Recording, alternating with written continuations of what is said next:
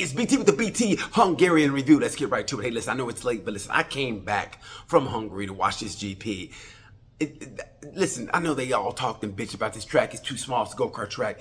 It was a great track. That new track smell to it. It smelled like that new car smell. Like, it's like you get a new car, but it's not really a new car. It's like, say, a 2019, but it's new to you.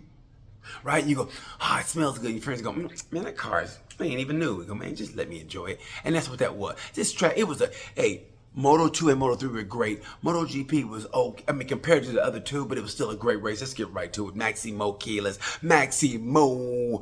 He came into the championship 3 races down, and now, watch, I think he's going to come down to a 4-rider race to Valencia end of the year. We'll see. But anyway, Maximo Keyless gets the rider of the race. Heartbreak goes to Scott Ogden, but watch David Munoz. He is 5th consecutive podium. And if ever there's a rider that escaped an insane asylum, it's David Munoz. That dude, he's Moto 3. And I saw him at a salad bar, and he scared the shit out of me. Anyway, David Munoz, Keyless, Paqueras, and Rueda. Those are the 4 to 5 to watch. Was that 5? I don't know. I'm from Oklahoma. Last in education. Anyway, Moto 2, a double South American podium. First time it's ever happened. If you didn't see David Alonso do his damn thing, he did the damn thing. First victory ever. And once Alonso gets it, he's going to got it. And right now, he's got it. Watch him. I think he's too far back to make a run for the championship, but watch what he does to the end of the year. Diego Moreira is hot now. He's hot like a Friday night pizza, man. I mean, he's just dripping with cheese and sauce. Like, this is what I'm talking about. And what he's doing, this is what I'm talking about. Manuel Gonzalez ain't nobody's punk, but he's my heartbreak of the year. A heartbreak of the race. You saw what his face looked after that race. They roughed his ass up, but hey, be a champion and come back, Gonzalez. Let's get to MotoGP. Listen, I don't know what Fabio was thinking on Saturday during the sprint, but he came in like a wrecking ball, and he paid the price for it. And Mark knows what he's doing, and I mean, it's funny because Mark was like, yeah, I heard something back there, but I just kept on going. He basically said that. And he's so focused right now. It's just funny because he throws shade without really throwing shade, but he's throwing shade. Anyway, I thought the racing was good. They bitched about the track. I like the track. And Paul Espargo said it best. By the way, Paul Espargo gets my honorable mention for rider of the race because he literally came from on the couch. I mean, he was working as a TV commentator. And they go, hey, man, what you doing next week? And he go, I ain't doing shit. You want to race? Yeah, I guess. And he finishes 2 top 10s in the sprint and in the race. I mean, that dude is always in shape. Like, he always carries his leathers. He's always ready. And the best way to stay ready is never not get ready. Okay, that was stupid. But you know what I mean. It's late.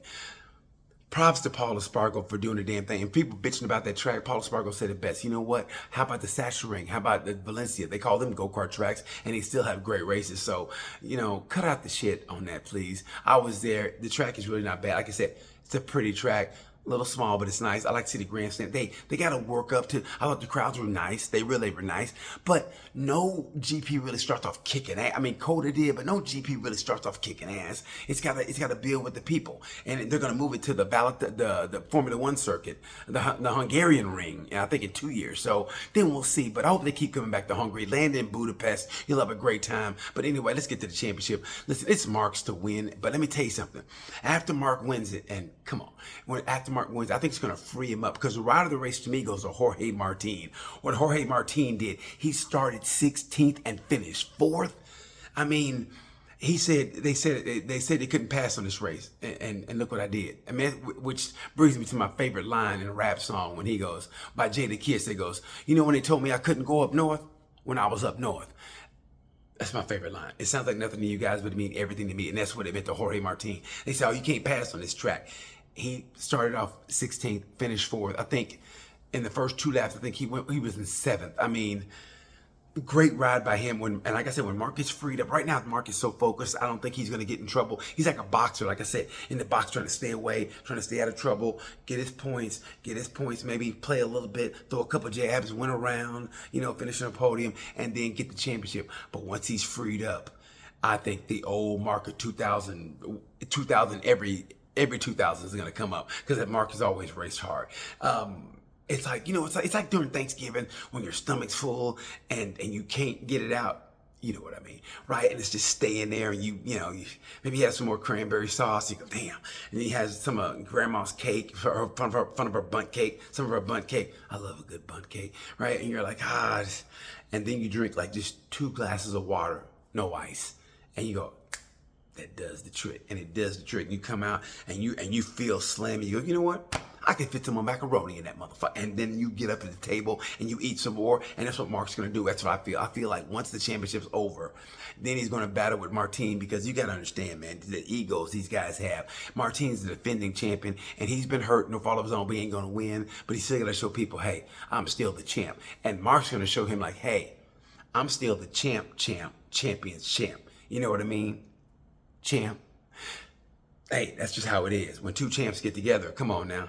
When 2 champs get together, come on now. Top of their game, come on now. And Aprilia just might be the best bike on the grid right now. I mean, Mark is riding through all the troubles that Ducati's having. Look like they're not having troubles, but remember, they had an 8-race team. Now they're, eight bikes on the grid. Now they're down to 6. That makes a difference. And Mark is definitely the shining star. So watch Mark and Martin, and let's throw in Pedro Acosta. What KTM is doing. Pedro Acosta coming to Barcelona is going to be an interesting track, because Mark says it. He doesn't like the Barcelona track. The traction is horrible, I hear they say. It's definitely Alex Marquez track. Pedro Acosta did well there last year, and so did Raul Fernandez. So watch, Barcelona is going to be great. I think it's going to be better racing than people are going to give it credit for. It's going to be interesting to see what happens. But like I said, once Mark frees up, win the championship, it's going to free him up to just race like, yeah, man, I'm just feeling the vibes, bro. And I want to see he and Martin battle. I mean, don't forget what they said. The champs find a way around all that. We can't pass shit. Oh, these bikes are horrible. Too much, electronics. Watch what they do, because that's what the best do. So, but this GP, I still give this GP, I give it a B+, because think about it, Moto 3 and Moto 2, man, they lived up to the hype. This might be the best Moto 2 race I've seen in a long time. Moto GP race, the actual race. Listen, here's how great Mark was. His fastest lap was the last lap of the race. In the sprint, I watched it. I literally watched it. Mark had a lead. He could have just played it simple. I don't know if you remember it, but I watched it. He came out that corner on turn 2, and he was wringing that bike's neck, and he went off the circuit, and he was fighting it. And then that lap, he got a long lap penalty. Then he calmed down. But he had the fastest lap of the race in the race on the last lap.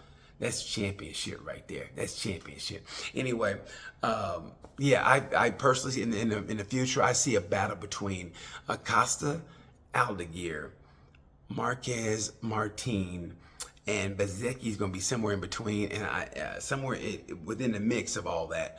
And you know what? If he gets healthy, I want to say Maverick, but I think when Enea Bastianini gets it, because he has great late race pace, I think it's still going to be good.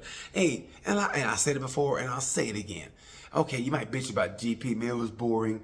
MotoGP, the actual race in MotoGP, it's still, and I'll say it again, it's like cold pizza when you warm it up on a Saturday morning.